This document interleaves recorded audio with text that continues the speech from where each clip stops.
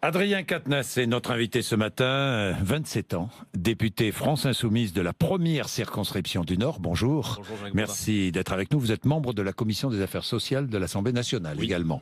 Bien, Adrien Quatennens, je regardais la petite phrase de Jean-Luc Mélenchon. Une étincelle peut mettre le feu à la plaine. Il disait cela en annonçant sa marche Stop Macron à Marseille.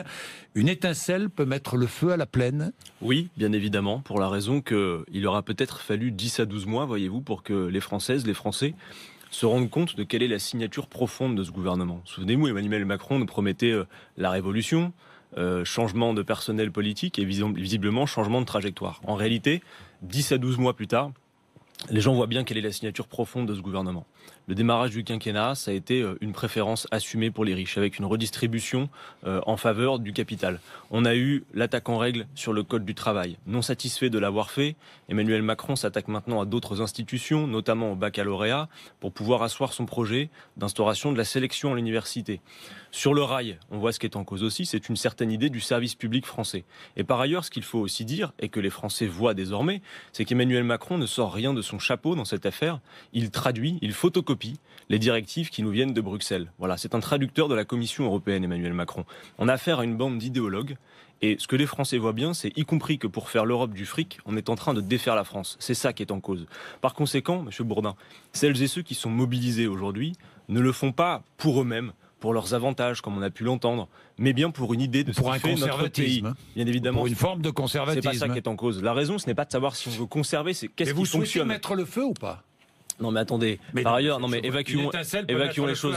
Oui, mais ça c'est de la rhétorique. Non mais mettre le feu, pas au sens propre du terme, entendez-nous, Monsieur Bourdin. Vous savez que nous sommes des républicains convaincus jusqu'au bout et des non-violents par ailleurs. Et d'ailleurs, je veux aussi le dire. Vous êtes des non-violents. Bien évidemment, absolument. Vous en doutez? Non. Bon voilà. Mais dans la période, il faut sans cesse. Et si vous partagez les violences qui sont exprimées ici ou là. Mais attendez, Monsieur Bourdin. Violence de tous les côtés. Qui met la pagaille dans ce pays? Qui sème le désordre? Sinon le pouvoir.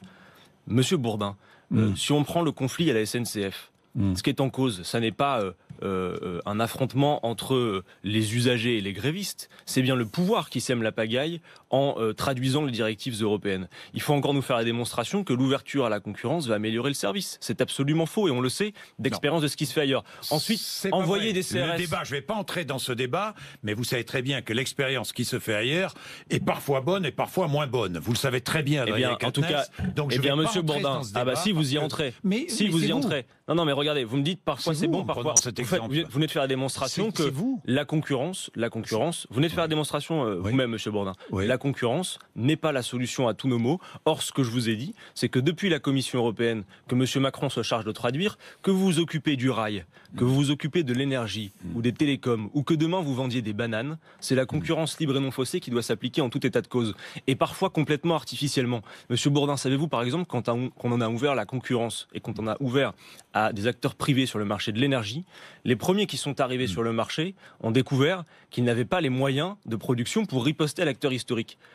Qu'avons-nous fait par la loi? Qu'a fait l'Europe? Elle a forcé l'opérateur historique à revendre une partie de sa production à ses concurrents pour qu'ils viennent lui faire concurrence. Donc, vous voyez bien qu'on a affaire à de l'idéologie pure. Public, maintien de la non-concurrence et d'une forme de protectionnisme, on est bien d'accord, c'est ce que vous souhaitez. Mais Adrien Quatennens, je voudrais continuer sur ce que je vous ai dit.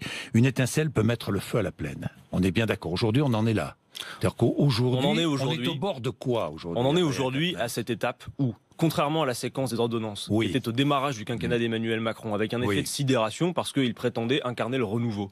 Je pense que 10 à 12 mois plus tard, Emmanuel Macron a mangé son pain blanc. Les Français ont bien compris quelle était la signature politique de ce gouvernement et quelle était la mission d'Emmanuel Macron. La mission d'Emmanuel Macron, c'est pas de renouveler quoi que ce soit. Non, mais les Français peut-être le sont, Monsieur Bourdin, parce que quand il y a eu élection, Emmanuel Macron promettait un changement en profondeur. Or maintenant, chacun voit bien que sa mission... À part la réforme de la SNCF, tout était contenu dans son programme. Ah bon, Monsieur Bourdin? Adrien Quatennens. Ce qui est en train d'être discuté, ce qui est en train d'être discuté actuellement sur le droit d'asile avec une loi dont vous savez très bien qu'elle va faire par exemple que la rétention va venir de la détention. Tout ça a été annoncé dans le programme d'Emmanuel Macron? Tout ça était dans le programme. La préférence pour les riches, ah bon, le droit d'asile aussi? Regardez-y de plus près. À l'exception, il n'était pas en détail inscrit dans le programme d'Emmanuel Macron, mais à l'exception de la réforme de la SNCF, effectivement, qui n'était pas dans le programme d'Emmanuel Macron. Mais je voudrais vous poser une question.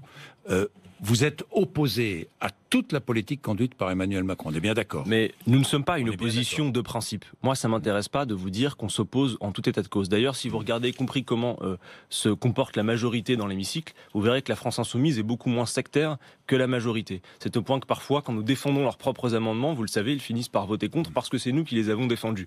Nous sommes une force de proposition. Vous voyez, par exemple, si je prends le cas du rail, Monsieur Bourdin, à cette heure, pendant qu'Emmanuel Macron est occupé à ouvrir à la concurrence et à offrir des gages au privé. Il est occupé par la Syrie. Nous, on va en parler de la Syrie. Nous serions plutôt occupés, vous voyez, sur le rail, de faire en sorte qu'on s'occupe réellement d'un vrai pôle public du rail, qui par exemple se dote d'objectifs, comme le fait de faire en sorte que les marchandises circulent sur les rails, alors que vous le savez, notamment avec la libéralisation du fret, de plus en plus de marchandises circulent sur les routes. Monsieur Bourdin, dans ce projet de loi sur le rail, c'est 86 fois le mot concurrence qui vous est asséné comme un perroquet, 0 fois le mot écologie. On n'en parle pas. Vous savez, ce qui est frustrant surtout dans l'action d'Emmanuel Macron, c'est que non seulement on voit ce qu'il fait et on voit quel est son projet, mais on voit surtout tout le temps qu'on perd pour répondre à des défis auxquels nous sommes de toute façon confrontés. Vous répondez le à défi climatique, par exemple. Vous ne partagez pas, Adrien Quatennens, évidemment. Et qui nous mène dans l'impasse et qui nous met en retard sur beaucoup des défis que nous avons à solder, Monsieur Bourdin. Est-ce que vous vous réjouissez que le chômage baisse? Mais moi, je me réjouirai toujours quand le chômage baissera, évidemment. Mais il baisse. Mais il baisse aussi, vous le savez, parce que maintenant, quand vous êtes en formation, eh bien, vous disparaissez des statistiques du chômage. Vous voyez, ce que fait le gouvernement, Monsieur Bourdin, je voudrais bien me réjouir avec vous, mais ce que fait le gouvernement, c'est qu'il s'attaque au chômage de masse en développant la précarité de l'emploi. Et quand on regarde quelle est la réalité de la situation du chômage, j'en parlais pas plus tard qu'hier en audition avec Madame Pénicaud. Je lui disais, Madame Pénicaud, vous dites, on va renforcer le contrôle sur les chômeurs. Regardons un instant, si vous le voulez bien, Monsieur Bourdin, la réalité. Pôle emploi contrôle déjà les chômeurs. 86% des chômeurs qui sont contrôlés sont en recherche active. Pour les 14% restants, vous avez près des 2/3 qui ne sont pas indemnisés. Par ailleurs, il faut quand même le rappeler, l'indemnisation au chômage, ce n'est pas la charité. Les gens ont cotisé pour cela, d'accord? Et le problème que nous avons, c'est qu'il y a une pénurie d'emplois. Et on ne fera pas le détour de considérer qu'il n'y a pas un problème politique lié au chômage de masse, qui est bien celui de la pénurie d'emplois. Monsieur Bourdin, quand vous regardez aujourd'hui le nombre d'emplois non pourvus, que Pôle emploi nous indique à peu près chaque année, c'est 190 000 emplois non pourvus. Des créations 99, de côtés, bien sûr, mais offres d'emploi de tous les côtés. 99. Ça veut dire que l'économie française tourne bien. Monsieur Bourdin, une économie que vous voulez bloquer, si j'ai bien compris. Non, pas du tout. Attendez, mais vous mélangez tout à cet instant. Bon. Monsieur Bourdin, je voudrais bien me réjouir avec vous. Le problème, c'est qu'aujourd'hui, 99%. Je me réjouis pour ceux qui 99% des offres de Pôle emploi trouvent preneur, Monsieur Bourdin. Si vous regardez les statistiques, vous avez un emploi disponible pour 44 chômeurs. Donc on a un problème de pénurie en termes d'emploi. Nous sommes favorables à un blocage de l'économie. Attendez, d'abord la France Insoumise développe des solutions, y compris en termes d'emploi. On pourrait partager le temps de travail. Il y a plein de choses plus intelligentes à faire. Est-ce que certains responsables de la France Insoumise ont dit cela? Non, mais nous voulons bloquer l'économie.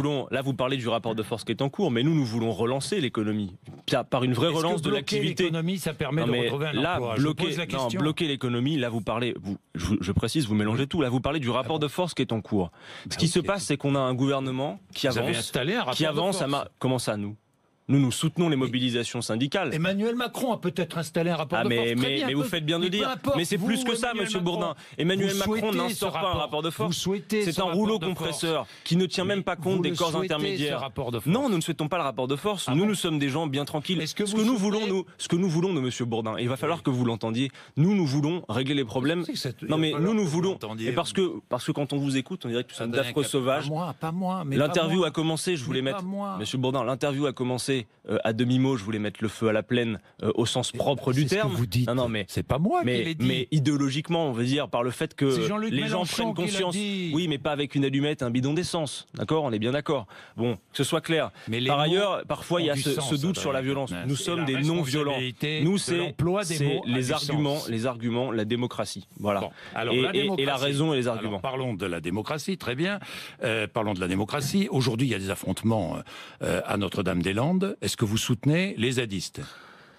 Attendez, mais regardons ce qui se passe. Est-ce qu'il était nécessaire, Monsieur Bourdin, alors que le gouvernement, et je veux le redire à votre micro, avait pris la bonne décision d'abandonner ce projet qui était une gabegie écologique et économique. Le gouvernement s'était honoré dans sa décision. Il aurait pu s'honorer également de ne pas faire cette surenchère. Franchement, Monsieur Bourdin, y avait-il besoin de déployer 2500 gendarmes pour aller déloger 50 campeurs ? Honnêtement, 50 campeurs. Y avait-il besoin, Monsieur Bourdin, de détruire la chèvrerie, de détruire, si attendez, campeurs, y avait-il besoin, Monsieur Bourdin? Franchement. Alors, soyons très clairs. 50 campeurs. Soyons très clairs. Que faites-vous quand vous déployez 2500 gendarmes sur une zone qui est occupée, avec des gens qui, il faut le dire, Monsieur Bourdin, pour beaucoup d'entre eux, sont des habitants, sont des exploitants et des gens qui peuvent faire en sorte que cette fameuse ZAD, comme on l'appelle, et nous le souhaitons politiquement, devienne une zone d'agriculture durable. Ce qu'Emmanuel Macron est en train de faire, il organise tout ça. Regardez la profonde cohérence de ce qu'il est en train de faire. Entre le fait d'envoyer les CRS contre la contestation étudiante dans les facs, entre le fait de mettre en scène ces images de guérilla que l'on voit à Notre-Dame-des-Landes, alors qu'il y avait tous les moyens, attendez monsieur Bourdin, je veux terminer sur ce point, à Notre-Dame-des-Landes, il y avait tous les moyens d'avoir une issue politique dans le calme, de discuter avec les gens qui ont des alternatives à proposer. Bon, il n'y avait pas besoin de ces scènes d'affrontement. Pourquoi est-ce qu'on avait besoin d'aller détruire, Monsieur Bourdin, la ferme des Sans-Noms, dont vous savez comme moi qu'elle est aussi un symbole de cette lutte écologiste depuis plus de 40 ans. Quatennens, est-ce que vous soutenez ceux qui tirent? Je vais être précis et je voudrais des réponses précises. Est-ce que vous soutenez ceux qui tirent des fusées sur un hélicoptère de gendarmerie? Mais évidemment que non, Monsieur Bourdin. Bon. Je vous dis simplement que fait Emmanuel Macron quand il exacerbe à ce point les tensions? Emmanuel Macron a une stratégie en cours et en tant qu'observateur aguerri de la vie politique, vous devez le voir. Ce qu'il est en train d'essayer de faire, c'est comme il a bien compris qu'il n'y a pas de majorité populaire pour soutenir son programme, qui est étriqué, qui est une vision libérale, qui est une vision droitière. Eh bien, il a besoin de donner des gages à cette droite. Emmanuel Macron est en train de se redéployer pour devenir le chef de la droite. Et donc, y compris par les images qu'il organise dans les facs à Notre-Dame-des-Landes, il est en train de, par cette stratégie du coup de menton et de la tension, d'essayer de donner des gages à cette droite qu'il prétend représenter. Voilà ce qui est en cause. Dans les facs, comme à Notre-Dame-des-Landes, vous avez des réunions disciplinées, dans le calme, où les gens ont des idées à proposer. Et on pourrait trouver une issue positive. On parle souvent des conséquences, vous oubliez trop souvent de parler du fond. Dans les facs, on oublie parfois de quoi on parle. Soyons honnêtes. Oui. Il y a des facs où les étudiants ont envie de bloquer la fac et l'université pour protester. Contre quoi? Allez-y, tirez le fil un peu. Si, justement. Non. Si, Monsieur Bourdin. Mais on va sur la loi. Contre quoi se mobilisent les étudiants? Contre quoi se mobilisent les étudiants? Une sélection qui, très bien, vous l'avez dit, à tort ou à raison, est une meilleure solution que ce qui se passait avant. Ah bon, vous trouvez que le tirage au sort est absurde et la sélection est meilleure? Moi je vais vous le dire, attendez, parlons de fond un instant. Parlons de fond un instant. Bien sûr, attendez, sur ce point quand même, parce qu'on l'oublie. Vous savez, vous avez des reportages à longueur de journée sur ce qui se passe mal. Moi j'ai assisté, Monsieur Bourdin. Un meilleur choix de carrière professionnelle. Et traduisez le macronisme un petit peu. Ne croyez pas ce qui vous est dit. Si on écoute le projet de loi, c'est pour améliorer le parcours des étudiants. Qu'est-ce qui est en cause, Monsieur Bourdin? Contre quoi se mobilisent les étudiants? Parce que moi j'ai assisté, comme peut-être vous l'avez vu, à des assemblées générales, un vote à la fac, 70%. Écoutez-moi un instant, si vous le voulez bien. Permettez que je finisse. 70% des étudiants de Nancy souhaitent reprendre les cours. 30% ne veulent pas. L'UNEF interdit l'entrée de la fac de Nancy. Mais ça, c'est le débat démocratique. C'est exactement de la même manière que les grèves. Ça embête le monde parce que ça désorganise le quotidien, mais en réalité c'est un rapport de force qui est nécessaire et qui est utile, tout simplement. Oui, mais dans le calme, Monsieur Bourdin, moi j'ai assisté, vous savez, à des assemblées générales étudiantes dans le calme, où il y a de la vie démocratique, c'est ça qui compte. Et on n'a pas à envoyer les CRS dans une université. Et par ailleurs, vous avez nombre d'étudiants non violents qui sont mobilisés contre une loi de sélection. Qu'est-ce qui est en cause? Vous oubliez trop souvent de parler de fond. En l'occurrence, que fait ce gouvernement? Je veux juste résumer un instant. Non mais si, on occupe trop d'espace à parler de ce qui se passe mal, alors qu'en réalité, vous avez des gens qui ont des propositions à faire dans le calme et dans le sérieux. Monsieur Bourdin, ce qui est en cause dans les facs, c'est que, faute d'avoir investi pendant des années dans l'université, alors que vous le savez, il y a eu au début des années 2000 ce fameux baby-boom, la proportion des jeunes qui s'inscrivent en fac est à peu près la même, c'est stable, 45%. Et donc, plutôt que d'avoir un nombre de places adapté au nombre d'étudiants. Le gouvernement est en train d'essayer d'adapter le nombre d'étudiants au nombre de places. Il faudrait faire exactement l'inverse. Choisir ses études, Monsieur Bourdin, c'est choisir sa vie. Voilà ce qui est en cause. Supporter que les revendications des étudiants, elles sont nobles, elles sont utiles. Les étudiants à bien choisir leur vie future. Adrien, vous trouvez que le gouvernement fait ça bien, vous ? Je ne parle pas. Je vous dis globalement, je défends pas la politique du gouvernement. Je vous dis simplement. Et moi, je vous le dis. Il y aurait plus intelligent à faire. Cette loi, l'objectif est clair. L'objectif. Adapter le nombre d'étudiants au nombre de places, tout simplement parce qu'on a sous-investi. Voilà. D'aider les étudiants à bien choisir leur orientation. Mais c'est faux. Vous savez comme moi. On leur demande de faire jusqu'à 10 vœux avec des lettres de motivation. C'est absurde. À l'effigie d'Emmanuel Macron est pendu à Nantes. Que dites-vous ? Je condamne le plus fermement possible. Même absolument. quand un syndicat comme Monsieur Solidaire... Bourdin, mais vous voyez, dans toutes les questions que vous me posez, il y a quand même pour le coup une cohérence profonde. Vous me posez toutes les questions sous le prisme de la violence. Ce matin, on aura passé malheureusement, beaucoup moins de temps à parler de fond. La violence. Et la violence, elle est aussi dans la manière dont se comporte ce gouvernement, qui dépasse les corps intermédiaires. Je ne veux pas dire qui est responsable de la violence. Moi, je vous le redis solennellement ce matin, Monsieur Bourdin. Oui. Je suis un non-violent, comme tous mes amis de la France Insoumise, et nous voulons débattre du fond dans le calme. Et ce matin, nous aurons passé plus de 20 minutes à commenter les violences à Notre-Dame-des-Landes ailleurs, alors que, bien évidemment, mais ce qui est l'actualité aussi, c'est le fond de ce que déploie ce gouvernement, Monsieur Bourdin, ce qu'il est en train de faire, et c'est bien ce gouvernement qui sème la pagaille partout dans le pays. Et demain, nous sommes l'alternative politique, nous sommes les gens qui souhaitons régler les problèmes dans le bon ordre. Bien. Voilà ce que nous voulons faire. Adrien Quatennens, je voudrais vous parler de la Syrie, où il y a une autre violence.